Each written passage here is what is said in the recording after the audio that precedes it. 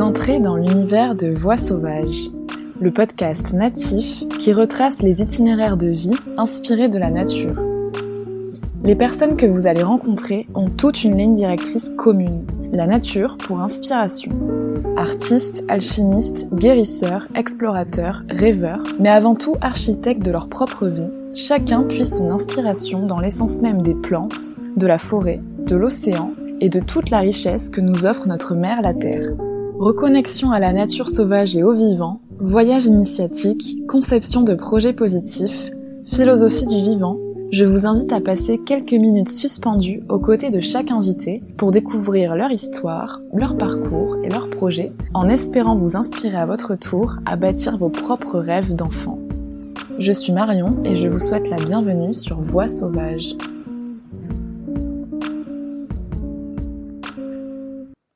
Transmettre la beauté de la nature et cultiver son émerveillement. Voilà ce qui pousse Cécile à faire éclore ses projets. De son enfance au plus proche de la Terre, jusqu'à son expérience en permaculture au Canada, tout en passant par une parenthèse dans le temps au Costa Rica qui lui soufflera bientôt le nom de son jardin d'aromatiques et de plantes médicinales, immergez-vous au cœur du chemin de vie de Cécile et de la jeunesse du papillon bleu.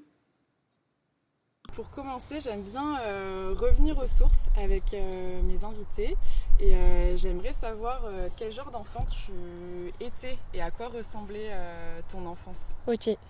Alors j'étais une enfant qui était déjà dans la nature en fait. J'ai eu la chance d'avoir un papa qui était chasseur mais en mode trappeur. Donc du coup en fait il m'emmenait avec lui chercher les animaux, les pister dans la forêt. Et comme ça, j'ai appris à lire un peu la nature. Et en fait, j'ai adoré. Et j'étais du genre à faire des cabanes dans les arbres, à cueillir ce que je trouvais, à faire des sortes de potions magiques, mais sans les consommer, parce que j'avais une maman qui était plutôt, elle, dans la médecine, elle était là, attention, c'est toxique, faut pas toucher. Et donc j'avais ce contraste-là. Donc du coup, je consommais pas, mais je fabriquais quand même. Et je passais beaucoup de temps à observer les animaux et... être dehors quoi. Et c'était en France ? Dans quelle région de France ? Donc c'était en France, c'était plutôt dans le nord-est. On bougeait tous les 4-5 ans par rapport à la profession de mon père. Et du coup, c'était plutôt dans des forêts feuillues, des champs, comme on peut imaginer que c'est dans le nord-est de la France. Quoi. Mais... Et de bouger un peu tous les 4-5 ans, ça t'a permis aussi, j'imagine, d'observer des différents paysages. Ouais. C'est vrai qu'en France, on a une diversité de milieux. C'est vrai que ça, c'était chouette parce que du coup, ça m'a permis de voir plusieurs milieux différents, même si après, c'était quand même le nord de la France, donc du coup, ça reste globalement un peu pareil. Donc ouais, ça m'a permis de voir que les milieux pouvaient évoluer, changer en fonction de l'endroit où on était. Et l'autre truc aussi ça m'a apporté, ça c'est juste de ne pas être attaché forcément à un endroit et d'avoir ce goût du voyage et d'être libre un peu. Donc ça c'est super. Plus d'un point de vue plutôt personnel. Ça en plus dès l'enfance, c'est génial, j'imagine que ouais. Ça t'apporte encore aujourd'hui dans tes projets aussi. Hein. Ah complètement, du coup ça me permet de lâcher facilement un ancien projet, partir sur un autre. De me dire ok, j'aime beaucoup les gens qui habitent ici, mais y en a d'autres aussi ailleurs, super, et voilà. Génial. Et est-ce que quand tu étais petite, il y avait déjà des choses que tu rêvais de faire ou que tu voulais accomplir plus tard ? Oui, ouais, quand j'étais petite, en fait, je voulais être garde forestière pour protéger les forêts. Ton papa a bien fait le ouais, travail. Ça va, hein. C'est clair. Et puis ça a un petit peu évolué. Après, je vais être biologiste marin parce que en venant en vacances ici, une fois en me baignant, j'ai mis les lunettes de plongée et puis j'ai vu les poissons sous l'eau. Et là, j'ai fait mais waouh, j'ai commencé à les dessiner. Et j'ai dit non mais en fait, je veux trop être tout le temps avec les poissons. Et je me suis quand même orientée à la fac par rapport à ça. J'ai fait une fac de bio avec spécialité écosystème aquatique. Et c'était l'autre chemin que j'ai pris à un moment. Et puis finalement, l'air de rien, ça me rattrape et je reviens à la terre. Et en faisant quelques expériences de woofing au Canada et au Costa Rica. T'es partie au Canada faire du woofing, ouais. Ça c'est intéressant. C'était vraiment riche. En fait, c'est là vraiment que j'ai découvert la permaculture à proprement parler. C'était en Colombie-Britannique, à Vancouver Island. Et en fait, Les personnes là-bas, elles n'ont pas forcément l'eau courante, elles vivent beaucoup avec la saison des pluies, saison sèche. Donc elles accumulent l'eau qu'elles ont pendant la saison des pluies. Et après, il faut qu'elles gèrent pendant tout le reste de l'année. Et finalement, ça amène les personnes à être beaucoup plus sensibles aux ressources. Et en fait, pour la permaculture, c'est une base et ça peut pas être autrement. Donc du coup, je me rappelle là-bas, ils me disaient c'est quoi ton projet? Je suis depuis que je vous ai rencontré, j'aimerais bien faire un jardin en permaculture et tout. Ils me font oui, mais c'est quoi que tu veux faire? Pour eux, c'est normal. Et alors? Oui, qu'est-ce que tu veux cultiver, c'est ça? Ouais, qu'est-ce que je veux cultiver? C'est quoi vraiment mon projet? Parce que pour permaculture, c'est comme si toi on disait, il faut que tu respires. Oui, voilà. C'est quelque chose obligatoire. Et du coup, voilà, c'est là où j'ai commencé à le faire mûrir, mon idée de créer un endroit diversifié, où il y aurait plusieurs types de métiers. Il y aurait peut-être un maraîcher, un arboriculteur, d'autres choses aussi, des personnes qui font du yoga, de la cuisine, sur le même lieu et faire que le tout vive un peu plus en harmonie, quoi. Ça, c'est un peu un teasing de ce que tu vas nous raconter après sur la suite de tes projets. Non, mais j'avoue que je switch les questions peut-être les unes après les autres. C'est la pensée en arborescence, mais c'est génial. Pour les Canadiens, la permaculture, c'est une base, c'est la norme. Donc finalement, j'ai l'impression que toi, de ton côté, depuis que tu es petite, la nature, c'est ta norme aussi. Ouais. Donc je voulais savoir si toi, tu avais l'impression que... en règle générale, on est assez déconnecté de la nature et selon toi, comment ça se fait? Ou est-ce qu'au contraire, tu as l'impression que c'est en train de changer aussi aujourd'hui? Alors ouais, ce ressenti qu'on est déconnecté de la nature, je l'ai beaucoup. Alors du coup, je ne l'ai pas aperçu dans tous les pays comme ça. Mais en France, dans les endroits où j'ai vécu, ouais, complètement. Et je pense que c'est lié au fait que on est déjà dans des maisons qui sont avec des murs, un toit, on est bien fermé. On n'a pas forcément tous un jardin. La forêt n'est pas forcément disponible tout près. Les villes sont quand même assez grosses. On utilise beaucoup la voiture, on marche très peu. Et en fait, petit à petit, on perd forcément le lien puisque tout est assisté. On est dans un certain confort qui fait que on n'a plus l'accès. Et je m'en suis réaperçue encore plus quand j'ai commencé à créer mon jardin. J'avais besoin de retravailler un petit peu en parallèle. Donc j'ai réintégré la petite épicerie bio où j'étais avant, pendant quelques mois. Et en fait, dès le premier jour où j'ai travaillé, j'ai senti ce lien, même le perdre moi, alors que ça ne faisait qu'une journée. Et j'étais là, mais ça fait une sorte de vide en fait. Et quand je regarde après les personnes venir, les clients, qui eux sont dans leur routine depuis un moment et ils ne savent plus en fait. Et je me dis, mais non, mais c'est pas possible en fait. Les pauvres, quoi, ils ont plus, ils le savent même pas. Oui, c'est complètement inconscient même. Ouais. Parce que moi j'ai vu, la première journée je l'ai ressenti fort, et puis après les autres journées qui ont succédé, je dis, non, ça y est, je suis dans une nouvelle norme. Et j'ai oublié. Donc on perd très vite. Et tu penses peut-être que qu'est-ce qui serait le mieux pour réapprendre et se reconnecter à la terre? Est-ce que c'est mettre les mains dans la terre justement? C'est par l'expérience directe, sensorielle, physique? Ouais, je pense que le passage par la matière est vraiment important. D'agir avec la nature. De toucher, que ce soit même avec les pieds, rien que marcher pieds nus dans son jardin, si on a un jardin. Ou alors d'aller marcher à la plage. Ou dehors, pieds nus. Hein. Ouais, d'être vraiment plus en contact avec le dehors. Des fois des choses toutes bêtes, mais juste ouvrir la fenêtre quand on est dans une maison ou dans des bureaux, tout est très fermé, très aseptisé. Ouais. Et je pense que des petits gestes mais très simples comme ça pour aider. Des fois c'est pas hyper nature, mais juste amener un petit flacon d'huile essentielle, de sentir de temps en temps, ça ramène aussi à maintenant. C'est pas facile quand même pour des personnes qui sont vraiment en ville et qui ont un rythme soutenu avec des horaires de bureau. Ouais, il faut essayer d'y penser, de l'inscrire dans sa routine et en fait tout passe par l'essence quoi finalement. Ouais, pour moi c'est indispensable. Après en discutant avec d'autres personnes qui sont plus dans la psychologie, me disaient mais non en fait tu te reconnectes à ça et ça suffit, il suffit juste de partir en méditation et mais tout le monde n'est pas apte ou sensible à la méditation aussi, donc ouais, c'est peut-être par l'expérience et l'expérience sensorielle aussi surtout. Personnellement, je le vois plus comme ça. Quand on me disait par la méditation, alors je veux bien, mais moi j'arriverai absolument pas à méditer si j'ai pas d'abord marché un petit peu dehors ressenti un peu les odeurs et toucher un arbre. Et après, je peux méditer. Mais avant, c'est impossible. J'ai même l'impression que je vais exploser, en fait. Qu'il y a un truc... Oui, c'est pas forcément fait pour tout le monde, même si c'est très à la mode aujourd'hui. Ouais. Il y a des personnes qui, peut-être, ont beaucoup de mal avec ça. Ou je pense que, peut-être, si on part ne serait-ce qu'une semaine en woofing, je pense que déjà, ça change un peu les perceptions qu'on a quand même. Bah, du coup, c'est un peu ce qui s'était passé avec moi.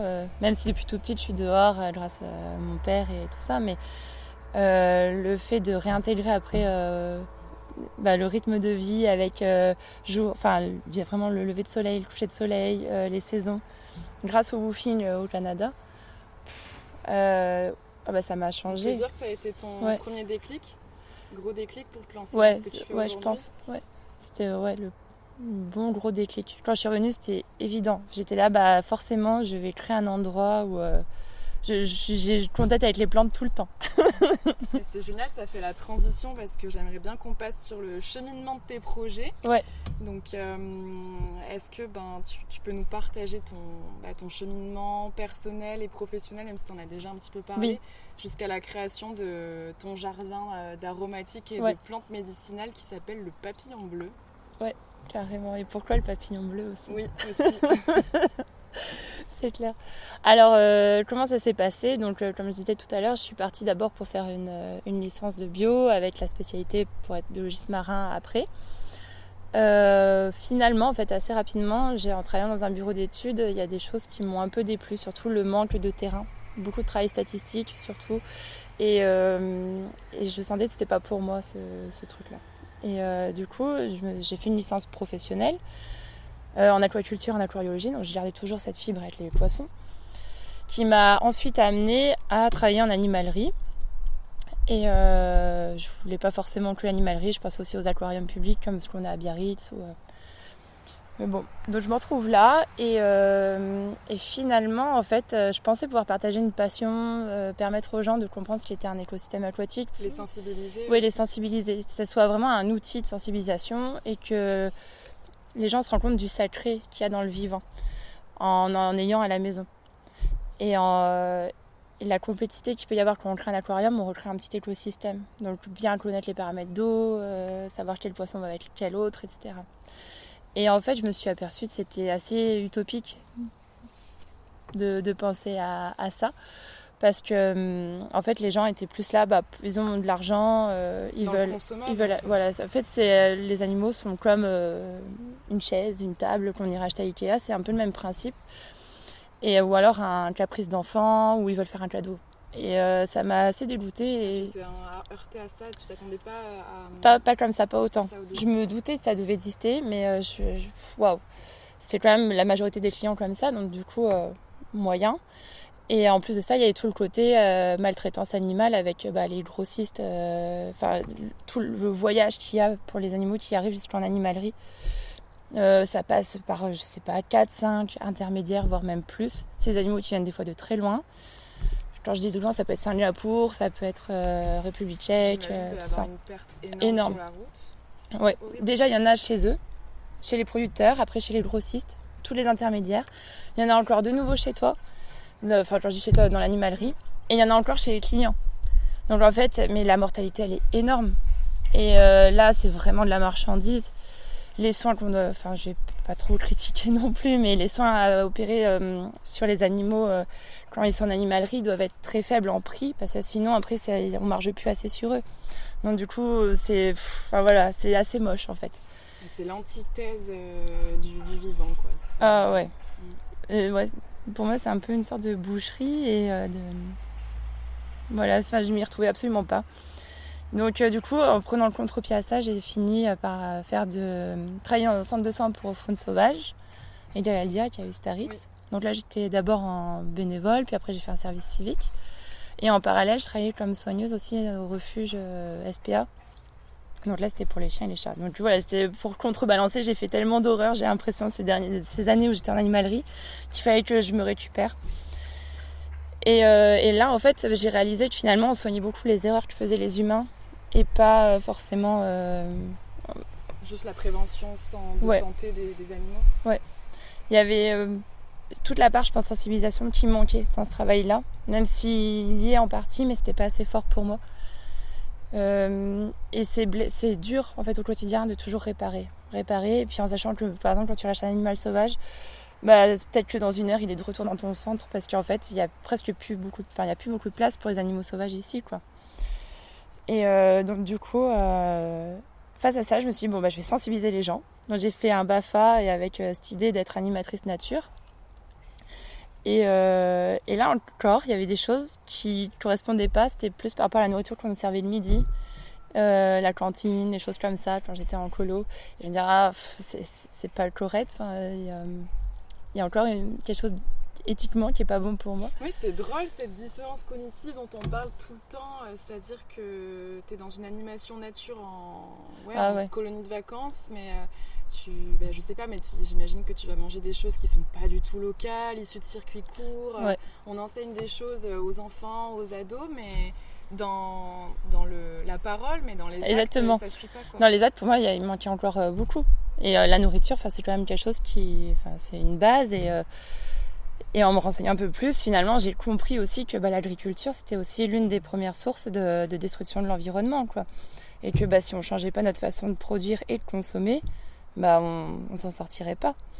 Donc du coup, c'est comme ça que petit à petit, j'en suis arrivée à faire du woofing, à tester un petit peu et à me dire, déjà en plus ça me plaît, donc c'est parfait, mais que non, si on veut agir, en fait, faut aller à la source, quoi. Et donc mon envie, c'était, et ça l'est toujours, c'est de montrer aux gens qu'il y a une autre façon de produire, une autre façon de consommer, de vivre. Et voilà, et petit à petit, du coup, mon projet s'est inscrit là-dedans, donc j'ai fait une formation pour créer une petite ferme en bio à Sainte-Marthe en Sologne. Et de là, finalement, j'ai découvert vraiment les plantes médicinales. Et je suis tombée un peu amoureuse de ces plantes-là parce qu'elles ont le côté magique qui soigne. Là, tu reviens un peu à ton enfance où tu commençais déjà à faire tes potions. Tout à fait, c'est clair, c'est revenu. Et du coup, c'était vraiment cette... il y a eu le déclic pour ces plantes-là et je me suis dit, alors mon projet, ça sera être la thématique de vouloir un peu changer notre façon de vivre, mais avec la base de production de plantes médicinales. Et aussi de se réapproprier alors c'est grand de dire ça, mais de se réapproprier la médecine, au moins des petits soins qu'on peut se faire au quotidien sans passer par... La prévention. Ouais, exactement. Passer beaucoup plus sur bien manger, bien soigner au quotidien pour éviter de tomber malade. Et t'as l'impression que ton parcours... En fait, j'ai l'impression que ton parcours, c'est bâti par rapport à tes prises de conscience. Ah, complètement. Qui ont été évolutives et qui ont touché plusieurs aspects en plus du vivant. Donc, c'est carrément. très inspirant. Petite, je voyais bien que les humains n'étaient pas forcément très cool avec la nature et je me disais non, j'ai envie de protéger et j'ai envie de prendre soin de la forêt. C'était vraiment un truc fort au début. Puis après, au fur et à mesure, on fait nos études, on s'éparpille. Puis après, c'est vraiment les expériences. Tu rentres dans un moule aussi. Complètement. Tu t'éloignes, même si tu restes quand même avec ces objectifs-là ou ces envies de projet. Ouais, mais c'est vrai que je m'étais éloignée un petit peu quand même. Et puis en fait, finalement, les expériences professionnelles m'ont ramenée au fur et à mesure en me disant waouh. Ouais, plein de prises de conscience. Et ce que j'ai pas parlé, c'est qu'en même temps, pour vivre aussi, j'ai fait des petits boulots saisonniers à droite à gauche de nourricier. Donc c'était dans la grande distribution, j'étais au rayon fruits et légumes dans les grandes surfaces. Donc j'ai vu aussi ce qui s'y passait, le gaspillage alimentaire ou la qualité des aliments. Je travaillais aussi dans des boulangeries, dans des magasins de sport, aussi autre chose. Mais du coup, j'ai pu voir aussi d'autres facettes. Et ça a encore plus réconforté cette idée de changer notre façon de produire. Alors pourquoi ton jardin aromatique et de plantes médicinales s'appelle le papillon bleu ? Ouais. Alors le papillon bleu, en fait, ça vient de mon voyage au Costa Rica que j'ai fait il y a 4 ans. Quand je suis arrivée là-bas, j'ai découvert ce qu'on appelle la morpho. C'est un énorme papillon bleu, turquoise, électrique. Et la première fois que je l'ai vu dans la forêt, c'était... on se baladait, il y avait une super belle cascade au loin, mais il y avait plein de bruit partout. Et c'était dense, quoi. Quand t'es dans la jungle, ça vit, quoi. Et là, d'un coup, pouf, je vois le papillon passer au milieu. tout tranquille. Et là, c'est comme si ça faisait pause sur le reste des bruits. Et j'étais hyper focus sur ce papillon avec le battement d'ailes.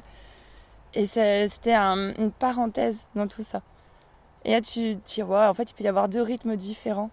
Tu peux avoir l'euphorie, mais en même temps, avec toute cette jungle à fond. Et puis le papillon qui passe, qui fait son train de vie et qui pose, en fait.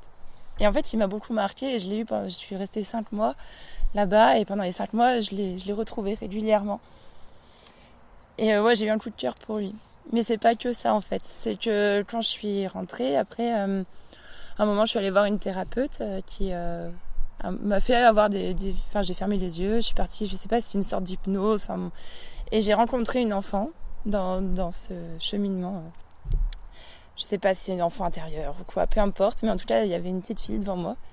Et qui, à un moment donné, face à un peu à mon désarroi, ma solitude, ma difficulté d'avancer, l'image, elle était devant moi. Elle a ouvert, au niveau de sa poitrine, il y avait sa main qui s'est posée et puis qui s'est ouverte.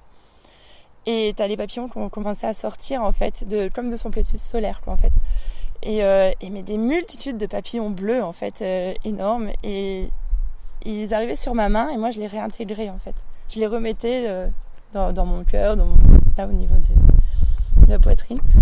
Et en fait, au fur et à mesure que ces papillons arrivaient en moi, je reprenais le goût à la vie. Et j'avais une force que j'avais pas avant.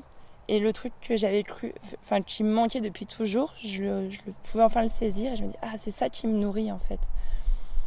Et quand je suis sortie de ce soin avec cette dame-là, en fait, après, j'ai créé en fait, mon entreprise, j'ai eu l'impulsion, j'ai eu la force pour le faire. C'était avant, justement, d'avoir cette envie, cette initiative-là de créer, ou tu avais déjà... J'avais déjà cette envie de créer, mais j'étais perdue réellement, j'arrivais plus à avancer. Et je savais pas comment, où... Et en sortant de là, en fait, j'ai eu une toute nouvelle énergie et je me suis dit, maintenant, tu peux passer à l'action, quoi. Et en fait, pour moi, c'était un peu comme une évidence. En fait, il peut que s'appeler le papillon bleu, cet endroit. Et en plus de ça, c'est que le papillon, ça va très bien avec les fleurs. Je les vois régulièrement au quotidien, quoi. Est-ce que tu en as des bleus, alors Et j'en ai des bleus, ouais. Des petits bleus, les azurés. Moi, j'ai pas les gros morphos comme au Costa Rica, mais il y en a des jolis, ouais. Ouais, c'est clair. Autant niveau chenille qu'après en forme papillon, je m'émerveille au jardin, ouais. Qu'est-ce que tu conseillerais justement aux personnes qui veulent se lancer et qui ne savent pas par où commencer ? Donc lancer un jardin, potager ou de plantes médicinales. Ouais. Ce que je peux conseiller, c'est de voir d'abord petit, de ne pas se perdre à vouloir tout de suite 1-2 hectares, de la terre agricole ou de chercher une petite portion de terre. Quand on est en aromatique et en médicinal, ce qui est chouette, c'est qu'on peut faire sur des petites surfaces. Et de faire avec des espèces d'abord qui s'adaptent bien à son sol et petit à petit de se diversifier. D'essayer de pas trop s'endetter, donc de pas... En fait, de dépenser l'argent qu'on a, mais pas d'aller en chercher ailleurs. Et d'attendre que ce qu'on vende, ce qu'on produit nous rapporte de nouveau de l'argent pour ensuite investir dans l'entreprise. Et comme ça évite d'avoir une boule au ventre, de ne pas se sentir bien et d'avoir comme une épée de Damoclès un peu au-dessus et de contraintes. Ça retire les pressions. Après, je suis quand même bien placée parce que j'ai eu la chance d'avoir ce terrain-là où je peux cultiver sur 2000 m². Et où tu as une vingtaine de variétés de plantes aromatiques et médicinales. Vingtaine, après, comme on discutait, je sais pas, 20, 30. C'est difficile pour moi de bien compter, mais en tout cas, quand j'ai débuté, j'en avais une dizaine. La première année, j'avais une dizaine de plantes et après, je complétais avec des cueillettes sauvages. Ça, c'est aussi un truc qu'il faut pas oublier si on veut se lancer, c'est qu'on n'est pas obligé de tout produire. C'est que dans notre environnement, il y a des super belles plantes et là, en plus, elles seront parfaites parce qu'elles vont grandir sur le sol qu'elles ont choisi, elles. Du coup, c'est hyper adapté au niveau de ce que la fleur ou la feuille que tu vas cueillir va pouvoir te donner en bienfait. C'est la perfection, on ne peut pas faire mieux. Et justement, en parlant de cueillette sauvage, je ne sais pas si tu connais Séverine Perron. Non. Qui est ce qu'on peut appeler une femme médecine et qui fait beaucoup de choses en rapport avec les plantes médicinales. Elle est du côté des Alpes, si je ne me trompe pas, des Hautes-Alpes. Et dans une interview, elle disait que souvent, autour de chez nous, autour de nos maisons, on a les plantes dont on a besoin et celles qu'on appelle les simples. Ouais. Et les simples, c'est les basiques un petit peu des plantes médicinales. Et justement, toi, c'est quoi peut-être tes 5 ou X plantes incontournables qu'on devrait avoir avec soi au quotidien? Ok. Alors... et pourquoi la vertu aussi qui ça marche. Avec. Pas évident de cibler comme ça. Celles qui te viennent direct. Celles qui me viennent direct, j'ai la lavande en fait qui me vient assez rapidement, qu'on peut prendre en tisane. Bon là c'est plus pour calmer, aider à digérer. C'est un super antiseptique aussi si on a des problèmes dans la bouche, de gencives ou dans la gorge aussi, angine. En huile essentielle, elle est vraiment super. Elle soigne de pas mal de choses, des problèmes de peau, genre les champignons. Et en application à certains points, que ce soit au niveau des poignets, derrière les oreilles ou sous les pieds, ça va être une plante qui va vraiment aider à dormir, à calmer. Je l'utilise beaucoup en fait. La lavande, ouais. Après, il y a le romarin que je trouve dans les incontournables.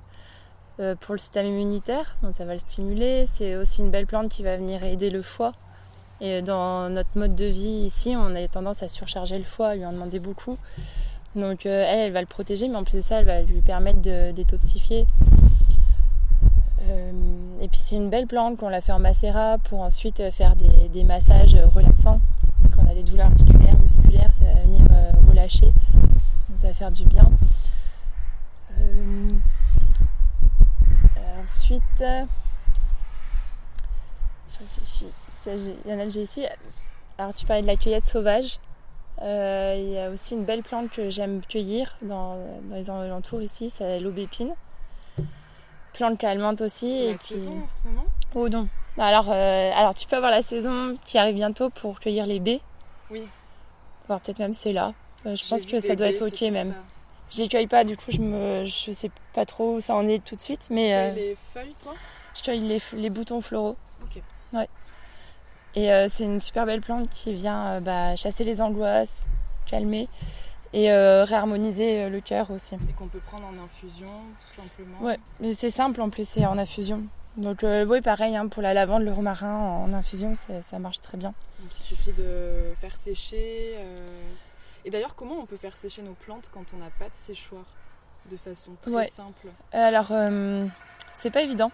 En fait, quand tu n'as pas de séchoir, faut avoir une pièce bien aérée, le plus sec possible et à l'ombre.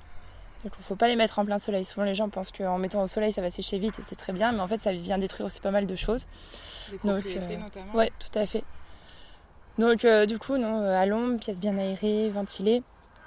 Et avec un brin de chaleur, ça serait chouette. Quand c'est à faire sécher comme ça, par un peu n'importe qui, le mieux, si je conseille des plantes qui ne contiennent pas beaucoup d'eau. Donc la verveine, ça marche très bien, le tilleul. Qu'est-ce qu'il y a d'autre ? La lavande, ça peut fonctionner aussi. Après, souvent les personnes veulent faire par exemple sécher de la menthe ou du basilic. Et c'est beaucoup trop chargé en eau et donc en fait, elle va vite noircir. Et là, en fait, on transforme finalement les molécules qu'il y a dedans. Il y a une sorte de micro-fermentation et ça change les propriétés. Donc une plante qui pouvait être bénéfique au début peut devenir nocive en fait si on la sèche mal. Donc soit les personnes peuvent acheter un mini déshydrateur et là dans ce cas faire des petites portions de plantes comme ça ou se créer un séchoir. Ouais, c'est vrai que sur internet, sur YouTube, on peut trouver pas mal de tutos de séchoirs à faire soi-même avec de la récup, des planches de bois, des filets. Donc, on peut faire des séchoirs solaires également. Ça c'est un projet que j'aimerais bien essayer. Je sais que ça ne sera pas pour toute l'année parce que des fois je sèche et il ne fait pas très beau dehors, mais au moins pour une partie de l'été, utiliser un séchoir solaire, ça serait intéressant. Là pour aller encore plus loin dans l'autonomie tout à fait. Alimentaire et au niveau des objets. D'ailleurs, c'est ce qu'on appelle un petit peu les low-tech. Oui. Je ne sais pas si tu connais. Ceux qui ne connaissent pas, c'est le contraire de high-tech. Et justement, c'est le fait d'utiliser de réinventer même des outils qu'on utilise déjà ou même des outils technologiques type au lieu d'avoir un four dans notre cuisine, on peut se créer un four solaire et avec l'énergie du soleil faire cuire un gâteau. C'est possible quoi. Donc c'est plein de choses comme ça. Carrément, ouais. Dans mon prochain endroit, j'ai envie de développer un peu plus tout ce côté-là. Génial. Du coup, pour les plantes, tu m'avais demandé les 5. Oui, ça va? Ouais, c'est parfait. Ok. Qu'est-ce que j'ai Parce qu'après, oui, t'en as d'autres, mais c'est pas évident. Ouais, mais c'est pas grave. Après, non, si, l'ortie, après... c'est toujours un peu les mêmes, ouais.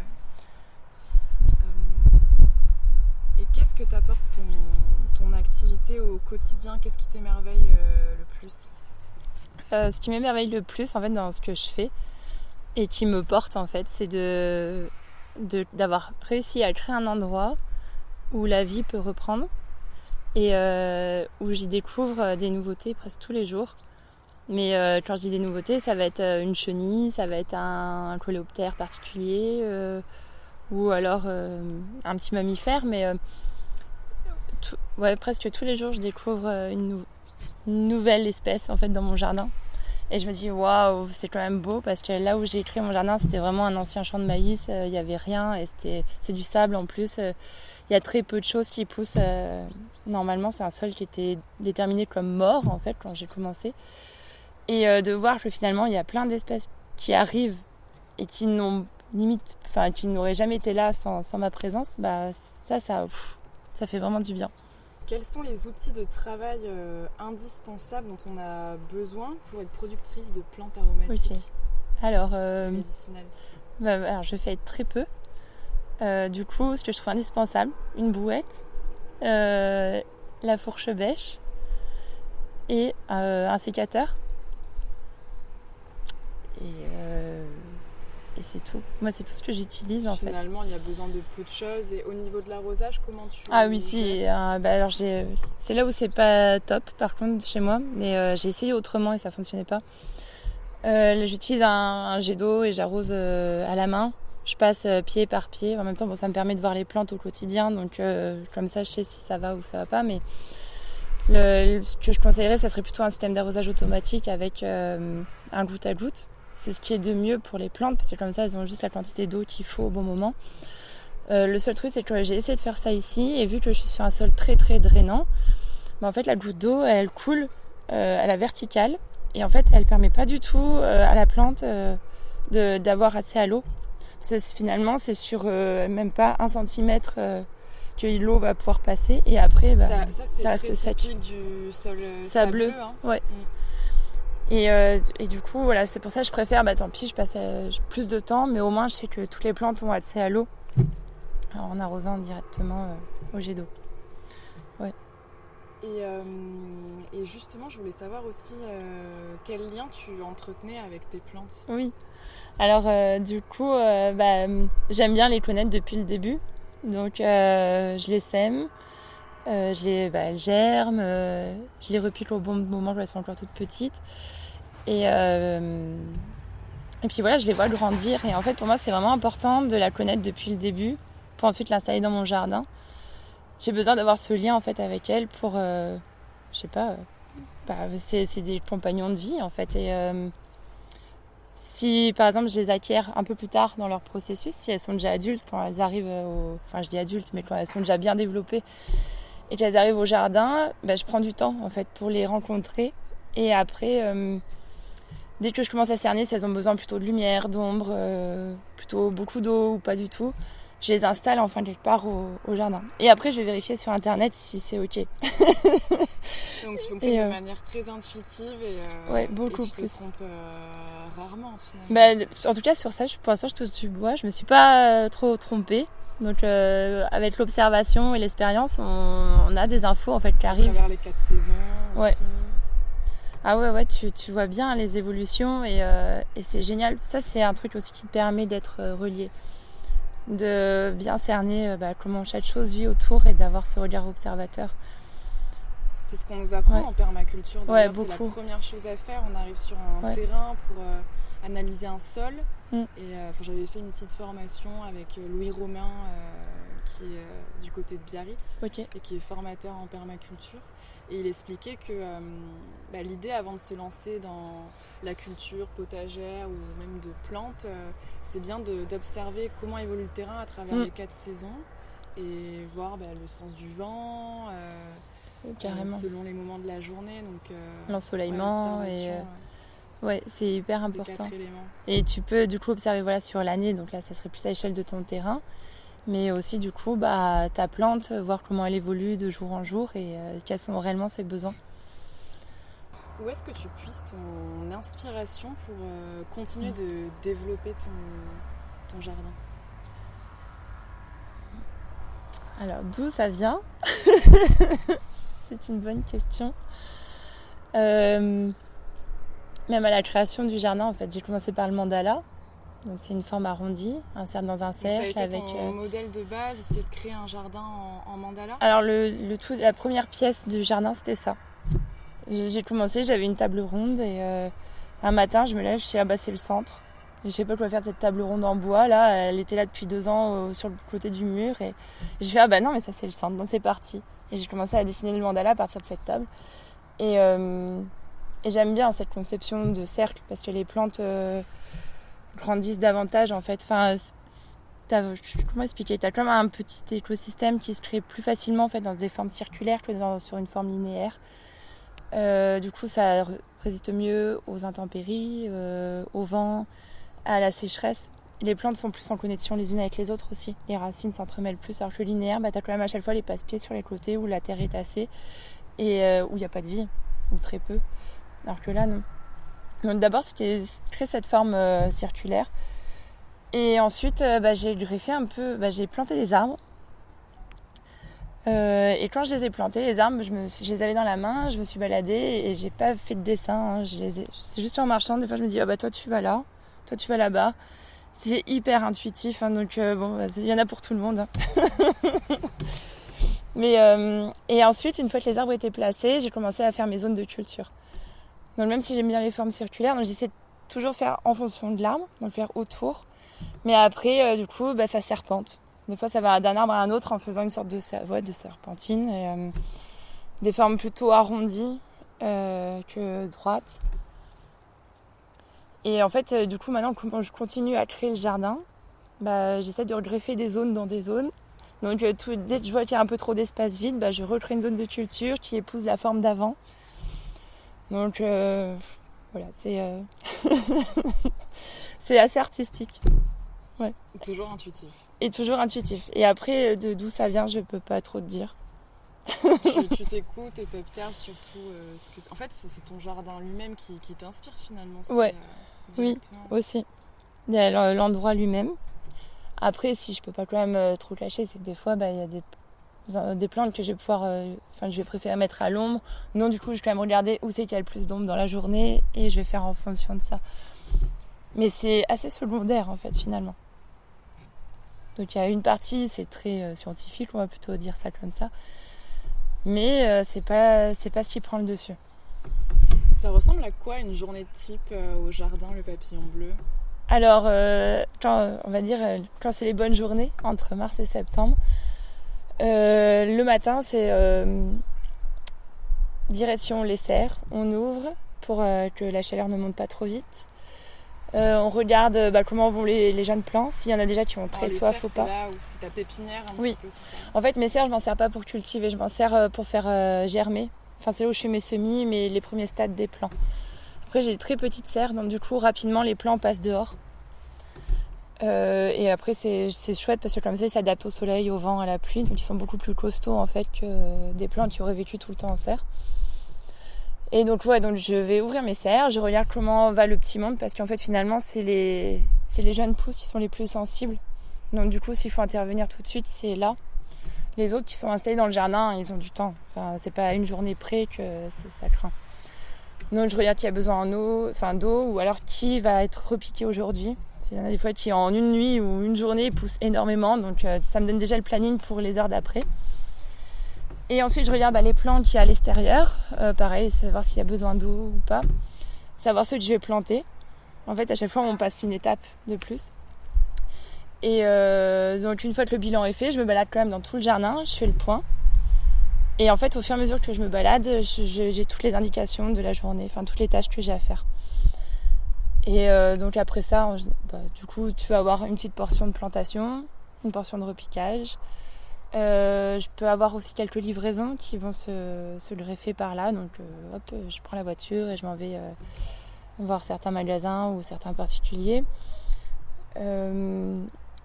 Après, ça, je prends aussi des fois un peu de temps du coup pour faire mon compost. Donc en fait, pour ça, je vais récupérer les fruits et légumes à l'ancienne épicerie où je bossais. C'est un petit magasin bio que je mélange avec du fumier, de la paille. Je fais ce compost-là, donc ça demande d'être retourné régulièrement. Et en fonction du stade d'avancement, pareil, je vais l'utiliser et le mettre sur une zone de culture en prévision de planter prochainement. Après, il peut y avoir un petit peu de cueillette. Donc ça, c'est à partir du mois d'avril, mai. Donc je cueille, je mets ça après au séchoir.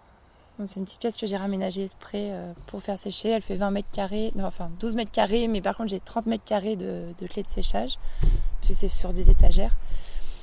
Et voilà, donc je mets ça à sécher. Et ensuite, si j'ai du temps aussi, et là on commence à être dans le soir, plutôt la nuit, j'aime bien faire ça. En fait, je fais mes tisanes.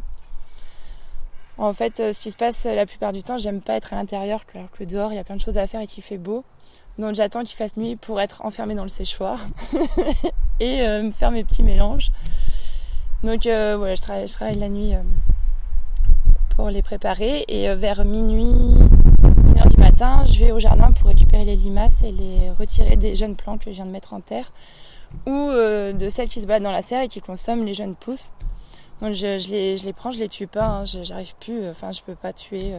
J'ai décidé que dans mon jardin je voulais pas cette énergie-là, donc du coup je les prends, je les déplace plus loin. Et ça marche très bien en fait. Même si elles reviennent, comme disent les gens, c'est pas grave parce qu'entre temps mon plant il a passé la nuit tranquille. Donc chaque nuit qui passe sans se faire manger il devient plus fort. Et au bout de quelques temps il est autonome et les limaces ne s'y intéressent plus. Donc du coup... Voilà, et puis enfin, vers 1h, 2h du matin, je peux aller me coucher. C'est important aussi. Et entre-temps, quand même, je réponds aux messages, je prépare les commandes pour le lendemain. Oui, parce voilà. que tu nous as pas dressé la liste de tous les produits que tu fais grâce à ton jardin et que tu vends à des tiers, à des particuliers. Alors du coup, je propose des tisanes, donc ça c'est issu des plantes séchées. Des condiments aussi, plus. Donc là, je prépare par exemple persil, romarin, sauge en plus petits morceaux pour ensuite l'utiliser dans la cuisine. Je vais faire de la distillation, donc je prépare des hydrolats et de l'huile essentielle. Mais alors l'année dernière, j'avais distillé camomille romaine, laurier, lavande. Et avec du recul, ça demande beaucoup trop de plantes et d'énergie de faire certaines plantes. Donc là, je me suis concentrée que sur le lavandin et c'est très bien. Au moins, il y a vraiment un rendu derrière. Donc, hydrolat, huile essentielle. Et après, je fais aussi des macérats huileux. Donc là, c'est qu'on laisse macérer la plante dans de l'huile végétale au soleil pendant 1 mois. Ça, je l'ai fait solariser. Ça, c'est aussi un choix. Et ensuite, on filtre. On a en fait les principes actifs de la plante qui se retrouvent dans l'huile. Et ces macérats peuvent servir à plein de choses différentes. Autant pour gérer des choses en interne qu'en externe. Même si ceux que je conçois, c'est plus pour la peau, mais voilà. Et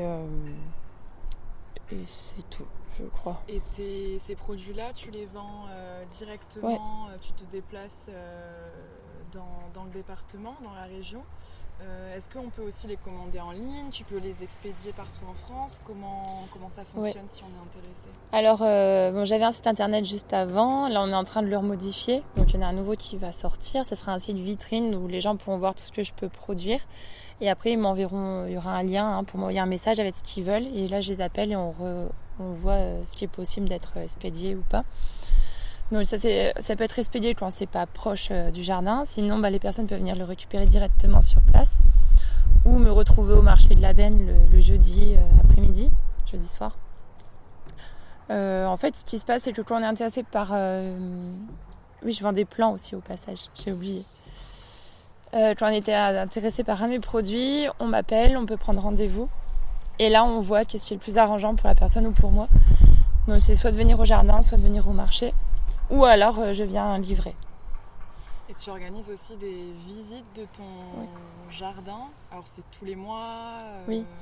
Alors cette année c'était un petit peu particulier. J'ai pas réussi à remettre ça en place vraiment bien où ça pouvait être suivi. Je pense que avec ce qui se passe à côté c'était compliqué pour tout le monde. Mais l'année dernière ça avait bien fonctionné. Toutes les semaines en fait, tous les samedis matins je proposais une visite du jardin. Sur participation libre et puis les personnes pouvaient du coup venir poser leurs questions. C'était assez interactif. Je voulais vraiment que chacun apporte sa pierre à l'édifice pour c'est quoi nos méthodes de culture, comment tu utilises cette plante et voilà, ça soit une sorte de forum. Un échange, un forum, les mains dans la terre, directement. Carrément, j'avais proposé ça et puis aussi d'autres petits ateliers. Donc un atelier où ça va être plus création de baume et de macérat, donc là un peu plus cosmétique. Des ateliers plus jardinage, comment faire ses semis, comment repiquer, parce que finalement en fait les premiers sets de vie d'une plante, les gens les maîtrisent pas très bien. Ils savent mettre les graines comme ça dans la terre, mais même c'est pas plus. Et après ils sont surpris que ça fonctionne pas, mais en fait il y a des petites clés à savoir là pour y arriver. Ils sont pas compliqués, mais faut juste qu'on le sache. Des balades aussi, découverte des plantes sauvages. Donc, là je faisais ça avec Luna et Marion, du coup, une naturopathe et une botaniste. Là on est en train de revoir les choses un petit peu. Qu'est-ce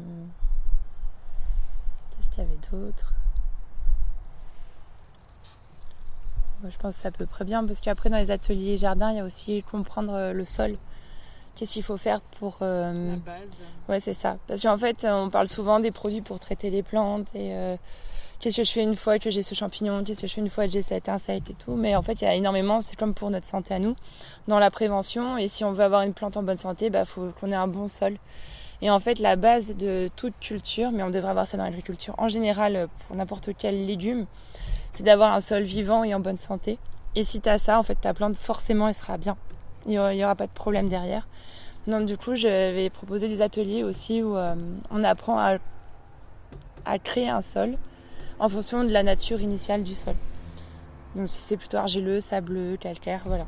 Et qu'est-ce qu'il faut faire en fait pour se réadapter et le rendre vivant, bien vivant. Et c'est quoi les prochains projets que tu souhaites entreprendre ? Alors les prochains projets, donc là j'ai envie d'évoluer un petit peu. Je vais conserver ce jardin qui est à Bénas-Marraine, mais aller sur une autre terre avec un autre type de sol. Parce que justement, j'expliquais comment créer un bon sol et tout. Et sur le sol sableux, il y a des avantages, mais il y a aussi des inconvénients et j'ai envie d'expérimenter d'autres choses. Donc trouver un sol un peu plus argileux avec même une base de calcaire, ce serait parfait. Dans un endroit un peu plus nature aussi.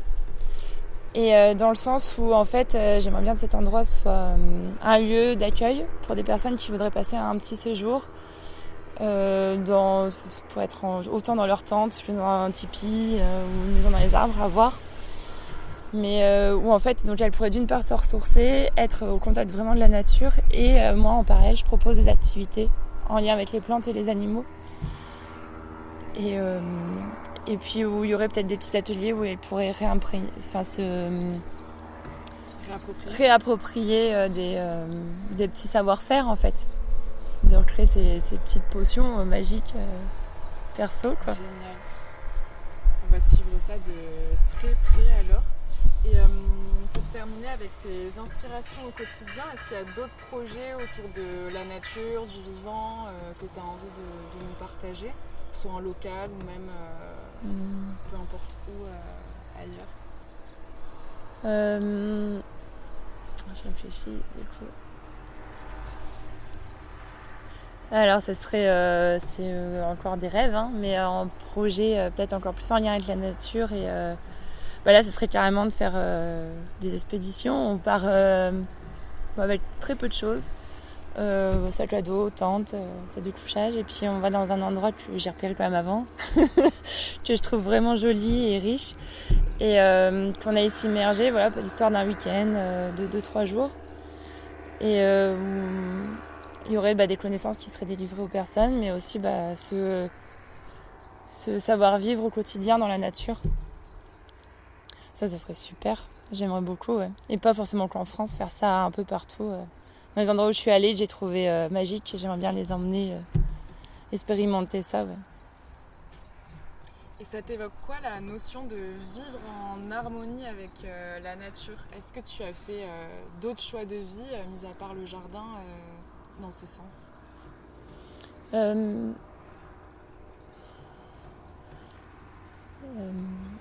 Alors, dans mes choix de vie, alors oui, j'ai le jardin, c'est clair. Après, justement, c'est ce qui peut-être me manque un peu ici, c'est que j'arrive pas à avoir suffisamment de marge de manœuvre pour être suffisamment reliée à la nature ici. Parce que bon, maintenant c'est assez construit tout autour. D'où le projet là, qui arrive prochainement, de trouver un endroit plus reculé, plus tranquille, pour du coup pouvoir me balader dès que j'en ai envie, sans prendre la voiture, sans... En fait, juste en sortant de la maison, pouvoir aller marcher, faire de la rando et boum, être dehors. Par rapport à ta question, c'est au quotidien, qu'est-ce que je mets en place, hein. Ça t'évoque quoi la notion de vivre en harmonie avec la nature ? Et après, choix de vie, Ouais. tu l'as dit, et si tu veux rajouter quelque chose sur le fait de... Qu'est-ce que ça t'évoque de vivre Oui. en harmonie avec la nature ? Ce que ça m'évoque aussi de vivre en harmonie avec la nature, ça serait me passer un maximum de la voiture. Du coup, c'est un peu ce que j'essaye de faire. Là, en ce moment, je suis beaucoup plus à vélo ou à pied. Ce que j'aimerais aussi beaucoup, finalement, c'est... bon, là, je retourne dans le temps. D'être juste avec mon cheval et d'aller là où... Enfin, quand j'ai envie d'aller à un endroit, je sais que ça me prendra plus de temps, mais c'est ok, ça fait partie du quotidien, finalement. Ça, j'ai pu l'expérimenter un petit peu aussi quand j'étais dans la jungle au Costa Rica, où en fait, aller chercher de l'eau potable, c'était la mission de la journée, quoi. Et donc, ouais, mais c'est ton rôle dans la journée, tu vas chercher de l'eau potable, et puis après, je sais pas, tu dois juste cuisiner. Mais c'est ce qui est important là. Alors, tu mets plus de temps pour faire plein de choses, mais finalement, c'est quoi qui est important, quoi. Qu'est-ce qui te fait te sentir libre ? Ce qui me fait me sentir libre, c'est de pouvoir aller où je veux quand je veux. Sans... Par exemple, je me sens super libre quand je pars en randonnée et où j'ai juste mes jambes en fait pour me déplacer. Et si je veux aller au sommet, il y a juste à faire de l'effort, mais j'y serai, quoi. Et c'est vrai qu'arriver à faire une ascension ou partir une journée, voire plus, même sur plusieurs jours en rando, à bivouac, là en fait tu vis de nouveau au rythme avec le soleil et vraiment c'est le truc de saison qui revient et là ouais je me sens en accord avec ce que je suis et avec ce qu'il y a autour et là je me sens libre complètement. Bon, c'est un peu compliqué de le mettre au quotidien mais dès que je peux je m'échappe, je vais dans les montagnes et et ça c'est cool. Après, j'ai aussi ressenti liberté quand je jardine. Ça va. C'est pas le même degré, mais ça fonctionne aussi. Merci beaucoup Cécile pour cet échange très inspirant et enrichissant et j'espère à bientôt. Peut-être qu'on fera un deuxième épisode pour parler de ton futur projet de tiers-lieu. Ouais, et merci à toi. C'était super. Merci beaucoup d'avoir partagé cet échange inspirant avec nous. Vous pouvez retrouver Cécile et ses produits issus du jardin sur Facebook et Instagram @lepapillonbleu aromatique et médicinal ou bien sur son site boutique-papillonbleu.fr. Voix sauvage est un podcast fait maison, alors si vous souhaitez soutenir le projet, n'hésitez pas à me laisser votre avis sur votre plateforme d'écoute et à venir discuter sur Instagram @voixsauvage.podcast. À très bientôt dans un nouvel épisode.